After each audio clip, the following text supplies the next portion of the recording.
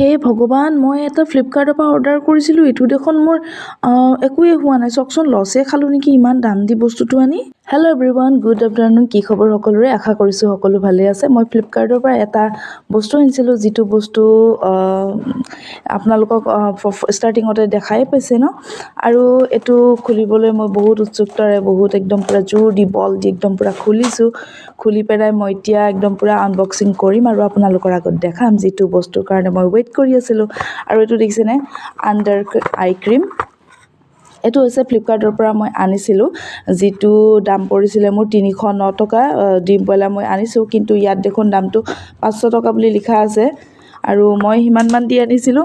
তাৰপাছতে ক্ৰীমটো আনিলোঁ, অনাৰ পাছত একদম পূৰা পেকেজিং মই ধুনীয়াকৈ অ'পেন কৰিলোঁ, আৰু একদম বহুত একদম মনটোতে এক্সাইটেড হৈ পেলাই মই পূৰা খুলিছোঁ।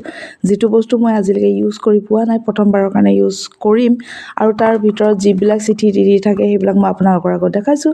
তাতে থেংক ইউ বুলি লিখা আছে, তাৰ সেইবিলাক ৰিভিউ এইবিলাক কিবা কিবি মই চাইছোঁ, আৰু ধুনীয়াকৈ চাই মেলিহে মই একচুৱেলি দিছিলোঁ বস্তুটো কেনেকুৱা হ'ব, আৰু ট্ৰাই কৰি চাম কেনেকুৱা কি হয়। ইয়াত দেখিছেনে, এতিয়া তাৰপাছতে বস্তু ঘঁহি আছোঁ নোলায়। কি যে হ'ব, মই তাৰমানে মই গমেই পোৱা নাই এইটো যে ড্ৰপ কৰিব লাগে বস্তুটো, তেতিয়াহে যে ক্ৰীমটো ওলায়।